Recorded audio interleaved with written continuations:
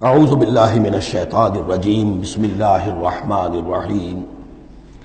اب یہ 5واں رکوع آ رہا ہے اور یہ ہمارے اس منتخب نصاب کا جو دوسرا حصہ ہے ایمان کی بحث، اس کے ضمن میں یہ بہت اہم درس ہے۔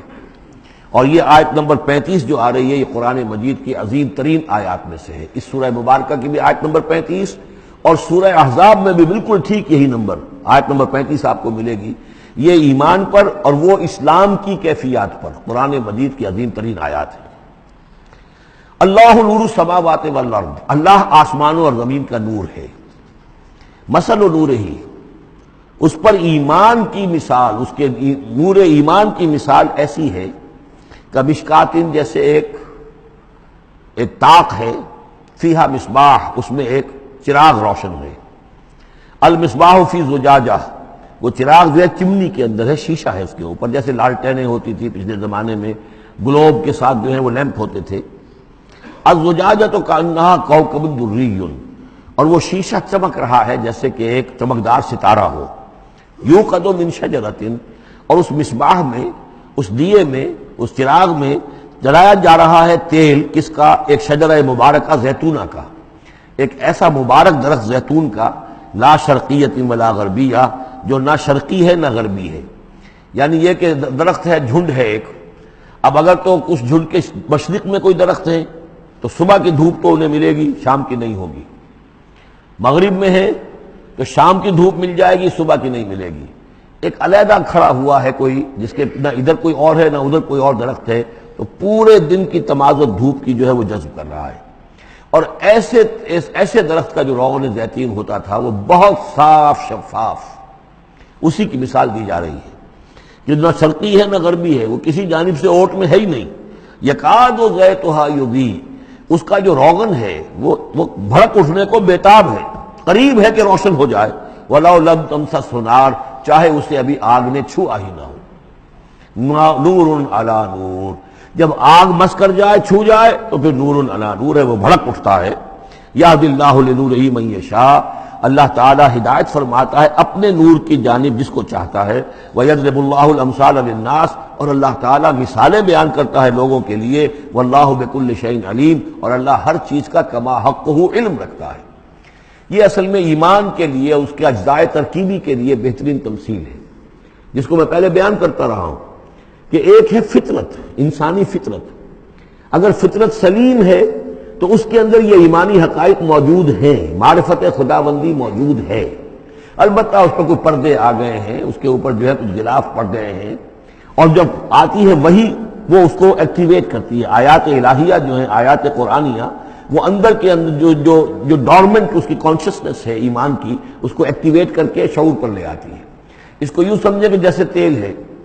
اب تیل ایک ہے کڑوا تیل، جس سے کہ ہم دیے کبھی جلایا کرتے تھے، اب تو شاید ہی کہیں آپ نے دیکھا ہو دیا کس کو کہتے ہیں، لیکن اس میں وہ کڑوا تیل جو جلتا تھا، تو کڑوا تیل خود آگ نہیں پکڑ سکتا، اس میں بتی ڈالنی پڑتی تھی، کوئی کپڑے کی بتی ہے بٹکر، یا یہ کہ وہ روئی کی بتی بنائی ہے، اس بتی کا پھر آگ لگاتے تھے تو جل تو رہا ہے تیل، لیکن بواسطہ بتی، براہ راست وہ تیل جلنے کی پوزیشن میں نہیں ہے۔ لیکن ایک تیل ہے پیٹرول، اس کو جو کڑوے تیل سے روشنی حاصل کرنے کے لیے جتن کرنے پڑ رہے ہیں آپ کو جلانے کے لیے، اور پیٹرول گویا کہ بیتاب ہے، وہ بھڑک اٹھنے کو بیتاب ہے، ذرا سی چنگاری قریب آئی اور بھڑک گیا۔ اسی طریقے سے انسانوں کی طباع کا فرق ہے۔ کچھ لوگوں کی جو فطرت ہے اتنی سلیم ہوتی ہے، اتنی نیکی ہوتی ہے اس کے اندر، کہ جیسے ہی وہی سامنے آئی، آئینہ جگمگا اٹھا ایک دم، اس لیے کہ اوپر غبار ہے ہی نہیں، اس کے اوپر کوئی اور جو ہے پردے پڑے ہوئے ہیں ہی نہیں۔ یہ مثال صدیقین کی ہے، جو میں نے کل بھی آپ سے عرض کیا تھا کہ جیسے کہ حضور نے فرمایا، میں نے جس کے سامنے بھی دعوت ایمان رکھی، اس نے کچھ نہ کچھ توقف اور تردد ضرور کیا، سوائے ابو بکر کے، کہ ایک لحظے کا بھی توقف نہیں کیا۔ یہ اس لیے کہ ان کی فطرت اتنی سلیم تھی، گویا کہ وہ پیٹرول تھا ان کے اندر، جو بھڑک اٹھنے کو بیتاب تھا، کہ ذرا قریب بھی اگر دیاسلائی آ گئی تو بھڑک اٹھے۔ لیکن کچھ لوگ وہ تھے کہ جن کا تیل اتنا صاف اور پاک نہیں تھا، ان میں کوئی تکدر تھا، انہیں وقت لگ گیا، اگرچہ یہ کہ بالآخر وہ ایمان لے آئے، لیکن یہ کہ کچھ اس میں بتی ڈالنی پڑی، کوئی اس کے لیے محنت کرنی پڑی۔ السابقون الاولون من المہاجرین والانصار والذین اتبعوہم باحسان، پھر وہ لوگ ہیں جو بعد میں درجہ بدرجہ پھر ان کے بعد آتے چلے گئے۔ تو اسی طریقے سے ایمان کی مثال ہے کہ یہ روغن فطرت یا نور فطرت، نور روح، روحانی نور جو ہمارے اندر ہے نور تجلی بھی اسی خاک میں پنہاں، غافل تجرا صاحب ادراک نہیں ہے۔ وہ جو ہماری روح کے اندر ہے، روح ملکوتی کے اندر جو نور ہے، یہ نور اور باہر سے جو قرآن کا نور، وحی کا نور آیا، ان دونوں کے نور کے اجتماع سے پھر نور علی نور کی کیفیت پیدا ہوئی۔ اب وہ نور ایمانی جو ہے وجود میں آ گیا۔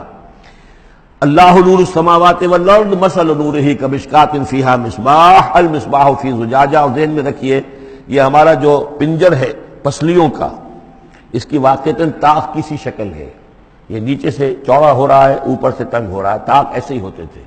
ڈائفرام جو ہے وہ اس طاق کا گویا کہ فلور ہے، جو ہمارے ایبڈومینل کیویٹی کو چیسٹ کیویٹی سے علیحدہ کرنے والا عضو ہے، اور دل رکھا ہوا ہے اس کے اوپر، یہ گویا کہ چراغ ہے۔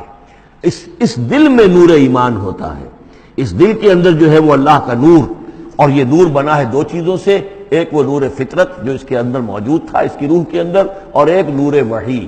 ان دونوں کے اجتماع سے نور علی نور، وہ نور جو ہے وہ نور ایمان کی شکل میں اس قلب کے اندر جو ہے وہ جاگزی ہوا اور قلب منور ہو گیا۔ المصباح فی زجاجہ، الزجاجہ کأنہا کوکب دری یوقد من شجرۃ مبارکۃ زیتونۃ لا شرقیۃ ولا غربیہ یکاد زیتها یضیء ولو لم تمسسہ نار نور علی نور یہدی اللہ لنورہ من یشاء۔ یہ نور علی نور ہے، دو نوروں کے جمع ہونے سے یہ نور ایمان وجود میں آیا، نور فطرت، نور وحی۔ اور اللہ تعالیٰ ہدایت دیتا ہے اپنے نور کی جس کو چاہتا ہے، اور اللہ یہ مثالیں لوگوں کے لیے بیان کرتا ہے۔ باقی اللہ کو تو ہر شے کا کما حقہ علم ہے، مثال کی ضرورت انسانوں کے لیے ہے کہ جو ان لطیف حقائق کو ایسے ہی خود نہیں سمجھ سکتے۔ اب جن لوگوں کے دلوں میں یہ نور ایمان پیدا ہو جاتا ہے، ان کی ایک جھلک دکھائی جا رہی ہے کہ ان کی شخصیت، ان کی زندگی کی دلچسپیاں کیا ہوتی ہیں۔ فی بیوت اذن اللہ ان ترفع ویذکر فیہا اسمہ، ان گھروں میں جن کا کہ اللہ نے حکم دیا کہ انہیں بلند کیا جائے، یعنی مساجد۔ بلند کرنے سے مطلب یہ ہے کہ ان کو نمایاں بنایا جائے۔ ہر مسلمان آبادی میں معلوم ہو کہ مسجد ایک نمایاں شے ہے، یہ ضروری نہیں کہ اس کی ڈیکوریشن ہو، اس کے اوپر جو ہے خام خواہ تکلفات میں پیسے خرچ کیے جائیں، لیکن یہ کہ ایک تو یہ کہ وہ نمایاں ہونی چاہیے، معلوم ہو کہ اس آبادی کا مرکز یہ ہے۔ نمبر دو یہ ہے کہ ترفع، اس کو ہر طریقے سے، ہر معنوی گندگی سے بھی پاک رکھا جائے۔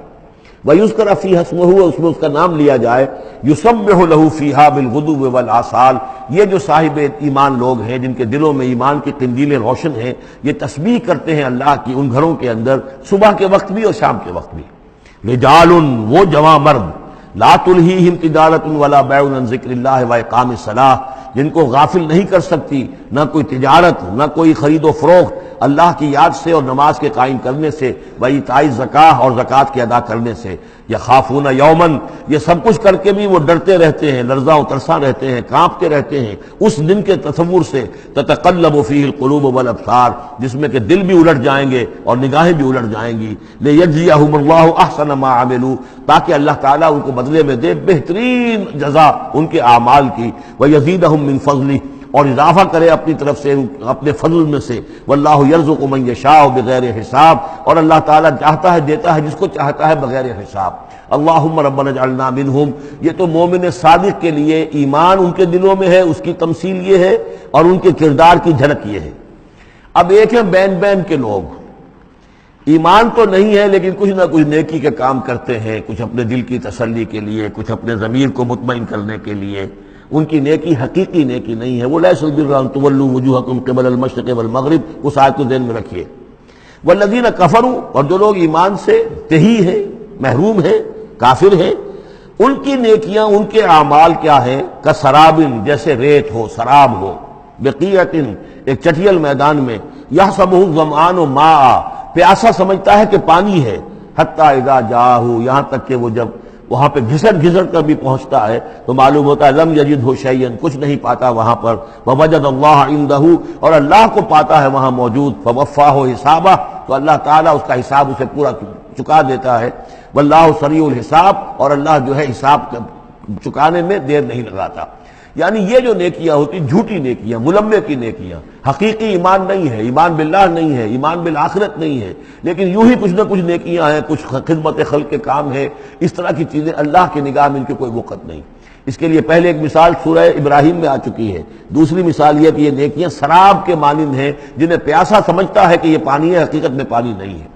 اب تیسرا جو کردار ہے وہ یہ ہے کہ جن کے دلوں میں، جن کی زندگیوں میں یہ جھوٹ موٹ کی نیکی بھی نہیں ہے، نفس پرستی اور دنیا پرستی، اور ان کے اندر ہر طرح کی گندگی جو ہے وہ آ چکی ہے، ان کی مثال کیا ہے؟